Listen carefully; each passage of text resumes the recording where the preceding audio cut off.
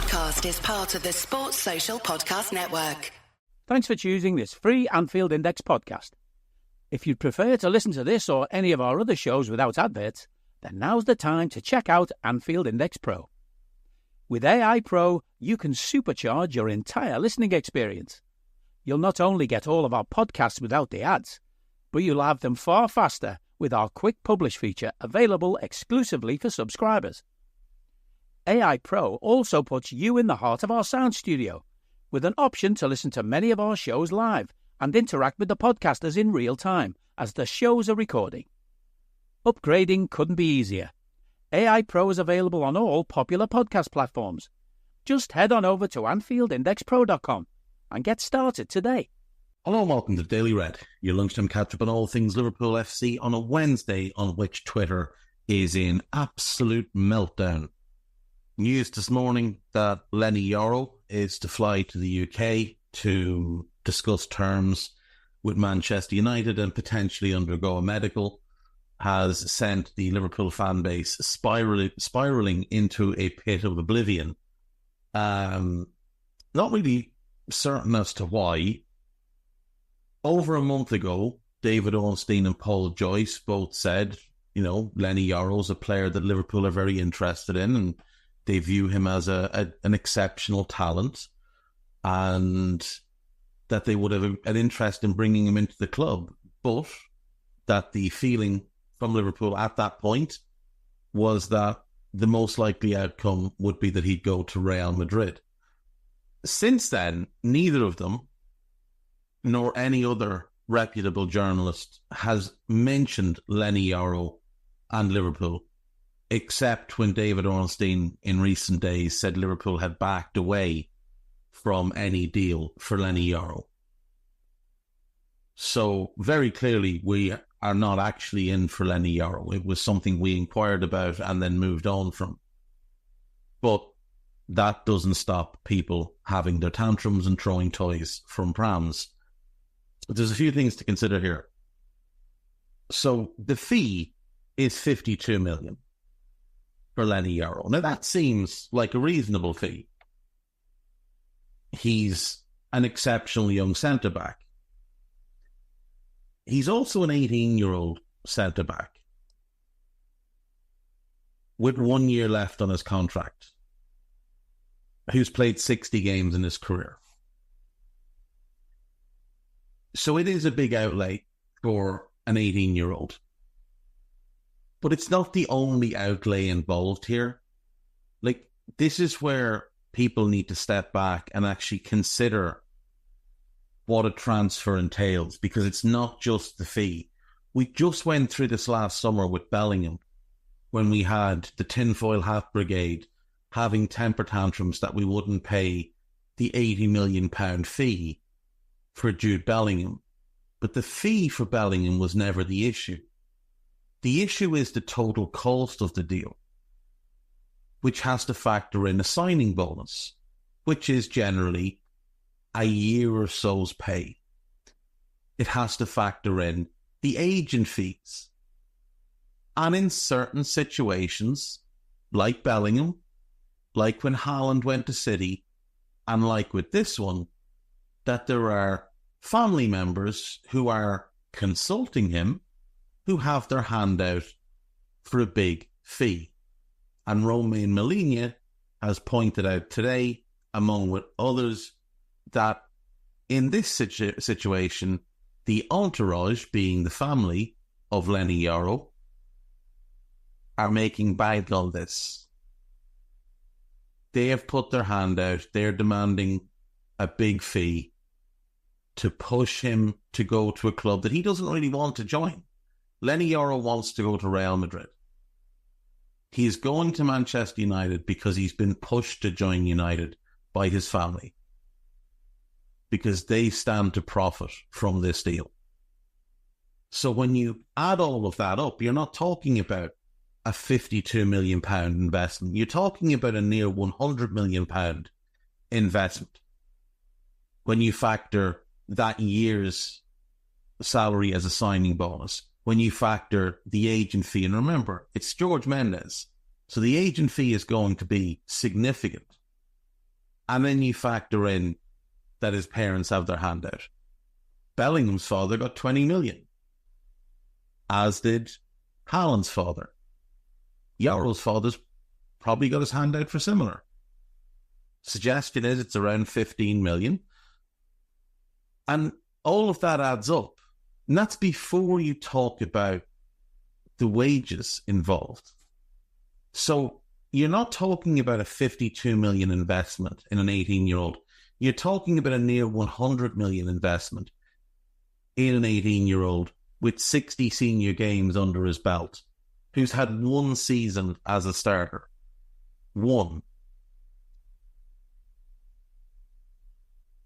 That's likely what we've walked away from. Also factor, Leny Yoro doesn't walk into Liverpool and start because we have better central defenders than him. We have 3 better central defenders than him. Now, he has a higher ceiling without question than Jarrell Quansah, but right now I would say Quansah is the better centre-back for the Premier League. For the Premier League specifically. He's bigger, he's stronger, he's more physical. Konate's a lot better than him. And Virgil's a lot better than him. So he's not coming in to start. So you're talking about a huge investment in a player that doesn't come in as an automatic starter. And that type of deal doesn't improve our team. It improves our squad and improves our long-term, doesn't improve the team. And the other thing to factor in is it takes money away from areas that we do need to improve. Like if we look at our squad and we're really honest about it, the 2 biggest needs we have are defensive midfield and left back. They're the 2 biggest issues for us. We have no starting quality defensive midfielder and we have no starting quality left back. Not anymore. Not if we want to win things. They're the 2 biggest issues. And I would say a successor for Mo is probably 3rd on the list. Now, if Diaz or Gakpo were to leave, then left wing becomes a big issue as well. Well, you need to go and address that, unless Szoboszlai is going to play there. But centre-back, yes, it would have been good to add a centre-back, but we only need to do that if someone else leaves. Now, Matip is gone, but if Seth Vandenberg decides to stay, or if the club decide to keep him, then we don't have a need at centre-back. We've got a need at left-back and in defensive midfield. And you see much of the talk around our defensive needs from the local journalists have been that we're looking for a left-footed centre-back. But it's likely that it's a left-footed centre-back who can play as a left-back for us. And that's not what Leny Yoro is. Leny Yoro is a right-footed, right-sided centre-back. You could convert him to a left-sided centre-back, but that's what he would be. He would never be a left-back. He's not left-footed. He would be destroyed if he was asked to play as a full-back. He's not like Ibu. He's not a freak athlete the way Ibu is. You pull him into wide areas, that's where he's going to have some issues, especially on the left. So, yes, it's frustrating. And yes, if he goes to United, United fans get to crow about it. But if he goes to United, it'll go one of 2 ways. Either he'll flop, because all the big young talents that have gone to United in the past 10 years, and truthfully, all the big talents that have gone to United, bar Bruno Fernandes, have flopped. Every single one of them have flopped, bar Bruno. So either he flops, or he does well, while still making mistakes, because he's 18, and he's going to be paired he's going to be paired with a fella who's 5'8".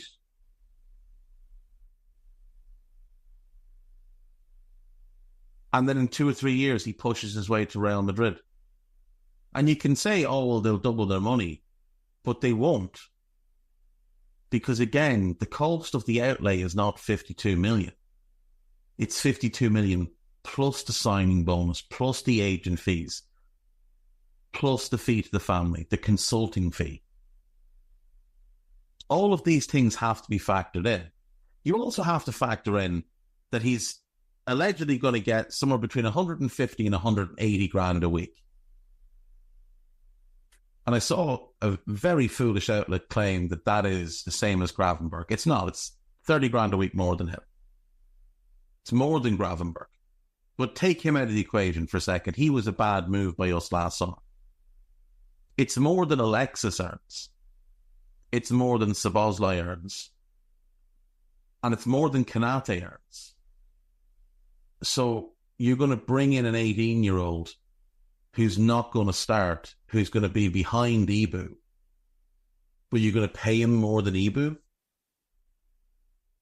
Paying an 18-year-old that level of money on their first contract breaks our wage structure.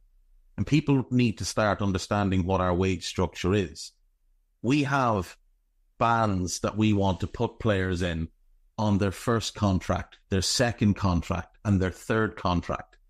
We want to incentivize them to improve and thrive, knowing that that second contract, that third contract is where you'll really start to make money at our club. So I've had someone today say to me, oh, but if Virgil and Mo get huge new deals, that breaks the wage structure. No, it doesn't. It doesn't at all. What it does is it raises the wage ceiling. The structure remains the same, but they'll be on their fourth contracts, not their first. They didn't get the 180 grand a week mark till their second deal. They both came in on like 90 to 100,000. And then they were bumped and they were bumped. So let's not twist things round. In fact, would it be Salah's fifth contract with us? I think it's his fourth. But let's not twist things round and pretend like there's no logical reason why we wouldn't go and do this Yoro deal. Like people bringing up the Caicedo deal last summer. Caicedo's wages would have been the same as Alexis. That's the band he would have gone into.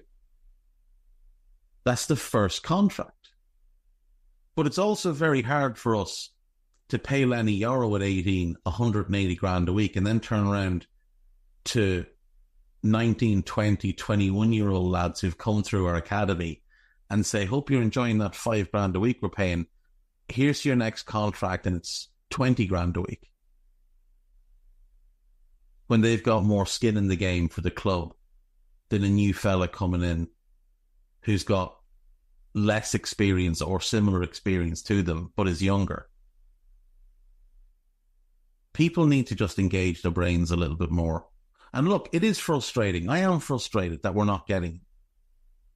He's an exceptional young defender. But the key is, young. He does make mistakes, and he will continue to make mistakes. He's not coming in and being Virgil in year 1 or year 2. In fact, if he does become Virgil, it won't be United. He will have moved to Madrid by then.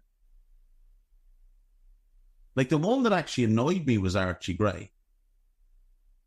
Because that was, from a financial point of view, that was a package that just made a lot of sense for us. 35 million. They likely would have taken Tyler Morton, which would have knocked a good chunk off that fee. The wages aren't big. I think he's gone there on 45, 50 grand a week. The agent fee is small. There's no handout to the family. There's none of that. You know when you're really stressed or not feeling so great about your life or about yourself? Talking to someone who understands can really help. But who is that person? How do you find them? Where do you even start? Talkspace. Talkspace makes it easy to get the support you need. With Talkspace, you can go online, answer a few questions about your preferences, and be matched with a therapist. And because you'll meet your therapist online, you don't have to take time off work or arrange childcare. You'll meet on your schedule, wherever you feel most at ease. If you're depressed, stressed, struggling with a relationship, or if you want some counseling for you and your partner, or just need a little extra one-on-one support, TalkSpace is here for you. Plus, TalkSpace works with most major insurers, and most insured members only pay a $25 copay or less. No insurance, no problem. Now get $80 off of your first month with promo code SPACE80 when you go to TalkSpace.com. Match with a licensed therapist today at TalkSpace.com. Save $80 with code SPACE80 at TalkSpace.com. Archie Gray was the one that annoyed me. I'd actually be more annoyed about Calafiore than about Yoro if he ends up at Arsenal. But again, I can take a step back and think about it and say, okay, well, he does have a significant injury track record, which Dan Kennett highlighted when we talked about him on the transfer committee pod. He does have a significant red flag over him with those injuries. And it's likely that the medical department are giving advice on some of the moves that we might make and saying, look, we don't think that's a good move. We think that there is a high probability that he spends a fair bit of time injured, because those are injuries sustained in the Italian league. And we think that bringing him here to the Premier League, where it's more intense, it's played at a quicker pace, it's a bit more physical, and coming to Liverpool, where the intention is to play between 55 and 60 games a season, that he's more likely to get hurt because he's a player that's only played 30 to 35 games a season in his career. So I can see that there would be a logical reason to not pursue him. I can see that there's logical reasons not to pursue Leny Yoro. I don't see a logical reason not to have gone after Archie Gray. Don't see one at all. That's the one that annoys me. But it, like I say, it is frustrating. And I understand people being frustrated or being annoyed that we haven't done anything yet. But I would also point out it's the 17th of July. Like, it's not the 17th of August. It's not the 28th of August. So I'll hold off on having a meltdown until the transfer window closes. And if we get to the point where the window closes and we haven't done anything, absolutely I'll join you in the meltdown. I might even take a little trip to Limerick and go and have a meltdown with John O'Sullivan in his gaff. But I'm not going to have one in mid-July. I'm just not. Because what's the point? Like, we haven't even started playing friendlies yet, let alone games that matter. There's still a bunch of our squad haven't even come back for pre-season. So what's the point in having a meltdown now? If he was going to Real for 35 million and 40 grand a week and a small agent fee and no consultancy fee, I'd actually be much more annoyed then, even though it was Real, than I am about this, because this to me is just United doing the same thing they've always done and being stupid. And really and truly, I think a Yoro-Martinez pairing is pretty poor as a pairing, because your front-footed lead defender is going to be 5'8", because Leny Yoro is more the sweeper type, like Virgil. He's not the aggressive front-footed type. Now, he is good in the air, no question, but so is Rafa Varane. Rafa Varane is a monster in the air. And this is the other thing. The last French defender that was as highly rated at 18 as Leny Yoro was Rafa Varane. And I know he had a very, very good career, but he didn't live up to the expectations. He just didn't. Good and all as he was, he never lived up to the expectations that were placed on him at 18. And also, when Real signed him, I believe they paid 8 million. And he came in on minimal wages. And he wasn't first choice there for 3 years.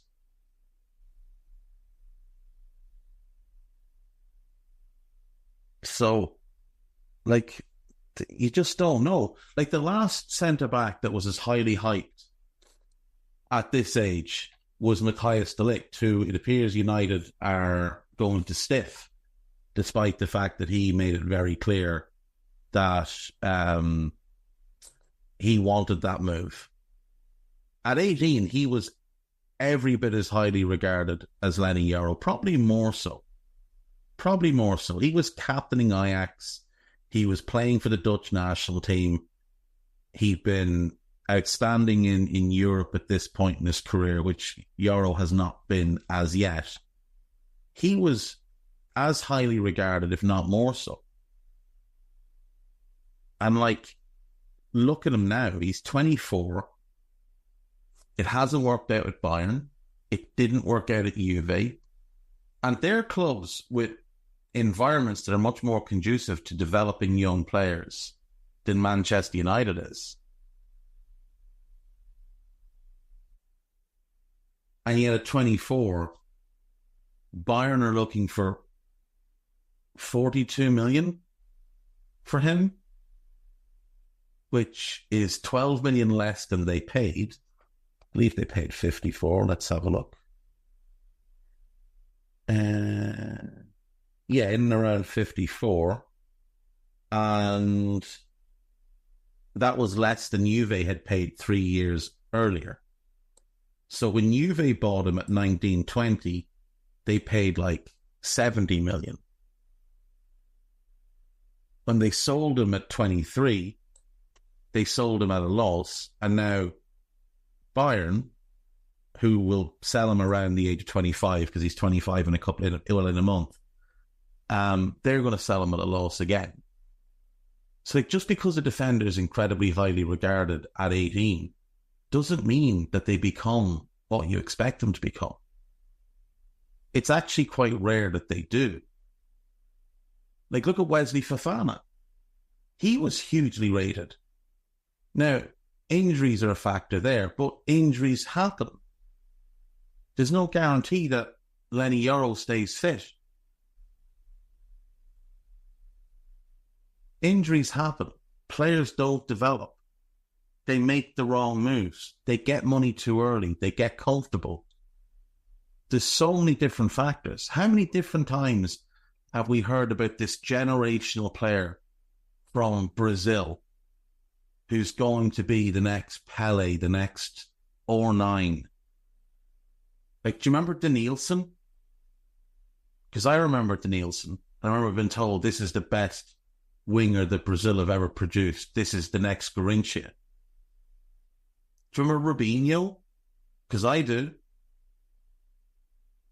Do you remember when Neymar broke through at 18 and you were told this is going to be the best player in the world? Well, how many Ballon d'Ors has he won? Ultimately, Neymar had a nothing career after leaving Barcelona. The best spell of his career came with the best number 9 of the last 30 years. Well, last 20 years, say, because R9. But the best number 9 of the last 20 years and the greatest player of all time. And he was the third banana in that front three. The idea of Neymar is always greater than the reality of Neymar. But we were told Neymar was going to be the best player in the world. We were told Paul Pogba was going to be the best midfield player on the planet. How'd that work out? We were told Jadon Sancho was generational. How'd that one go? Anthony Martial was the biggest talent in France. How's that worked?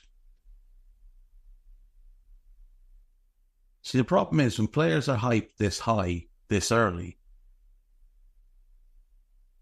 they almost always disappoint. And I would bet that Yoro doesn't end up being a top 5 centre-back in Europe in the next 6-7 years. I think he's going to be very good, but this is the wrong move for him. This is not a club conducive to developing young players. Just look at the evidence. Look at what they've done in the last 10 years. Look at all the top-level players that have gone there and flopped. Look at how much money they've spent. They've just thrown good money after bad. And not one of the young players that were brought in from, let's say, including Pogba, not one of them have worked. They spent all this money on all these players. Højlund, Anthony, Sancho, Pogba, Martial. Every one of them flopped. They spent all that money on Di Maria, all that money on Lukaku, all that money on Maguire, all that money on Wan-Bissaka. Every one of them flopped. The only player they've signed under Ferguson, since Ferguson left, for real money, that's done as well as expected, or even, you could argue, better than expected, is Bruno Fernandes. That's it. In 10 years, 11 years. Ferguson's gone 11 years. So I'm not going to worry about United getting Lenny Yoro, because history shows us that in all likelihood it won't work. And if United think an 18-year-old is fixing their defensive problems, it's going to be a long season. A real long season. On to This Is Anfield.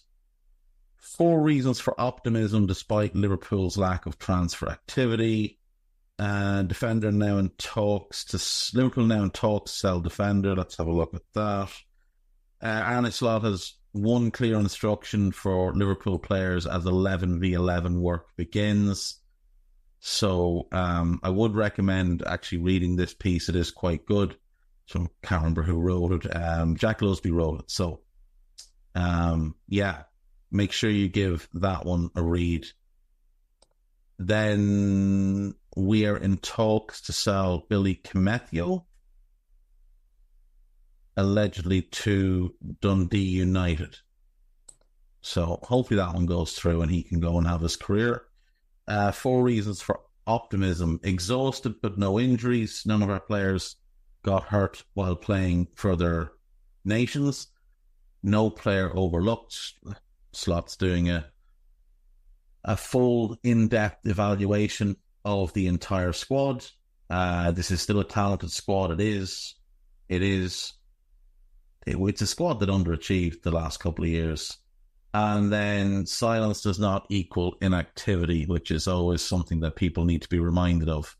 Just because James Pearce isn't telling you something doesn't mean something isn't happening. Anfield Watch. Let's see. Jurgen Klopp's stance on England job. Who cares? Major Alisson Becker update as Fabrizio Romano reveals Al Nassr deal. Nonsense. Agent reveals why client rejected Liverpool in favour of Champions League rival. We'll have a look. There's some spoofing going on around Trent. But again, it wouldn't be a surprise if Trent did want to go to Real.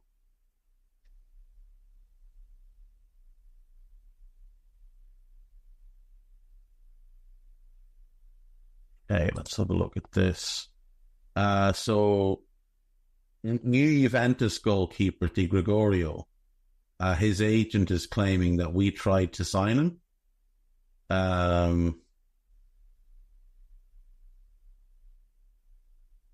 There was strong interest in the Reds, but I want to underline it was not a no to Liverpool, but rather keeping the word given to Juve. I would also imagine the fact that he would not have been a starter for us probably played a big part in that. Liverpool.com, Yoro, Trent, piece about Darwin, Michael Owen, looking a bit grey, skin-wise, not hair-wise. More on Trent. FSG stance on Anfield expansion amid nightmare Liverpool ticket frustrations. Jamie Carragher disagrees with Gary Neville over Gareth Southgate's next job. We all know his next job's going to be United, don't we, at this point? and thus Leny Yoro's career will fall into the hands of Gareth Southgate. So that will go well. Let's see what Dave O.C. Kopp has to say. Liverpool ticketing update with sales suspended. Liverpool have run into technical difficulties regarding ticket sales for the season ahead. There's a piece about Yoro. Liverpool given glimmer of hope in Nico Williams' pursuit. It's a piece about Jeremy Frimpong.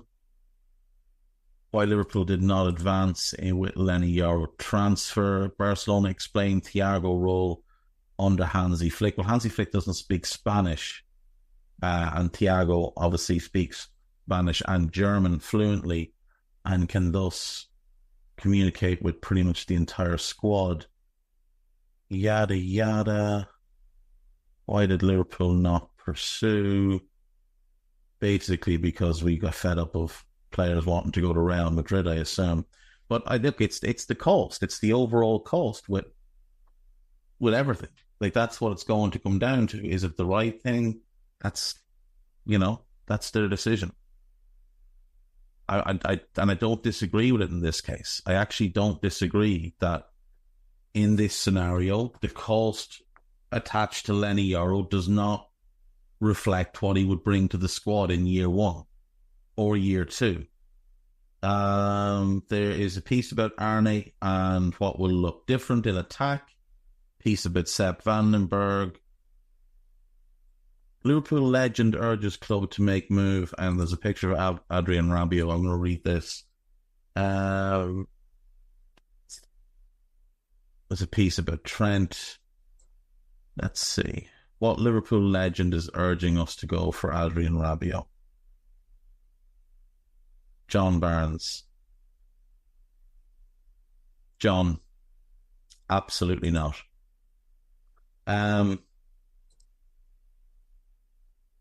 Right. Podcast-wise, there's the new Media Matters, which came out yesterday. It is Eddie Gibbs standing in for Dave Davis to chat with David Lynch. There's obviously the new Minefield as well. So check that out, and I will see you all tomorrow. Enjoy the rest of your meltdown. Bye-bye. We hope you enjoyed listening to this Anfield Index show. Please be sure to subscribe to our channel so future podcasts find their way to your device automatically. There's nothing quite like fan engagement, and we'd love to know what you think of anything discussed on this show.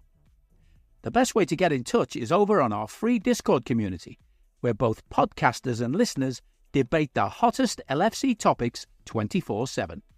Sign up free now at AnfieldIndex.com/Discord.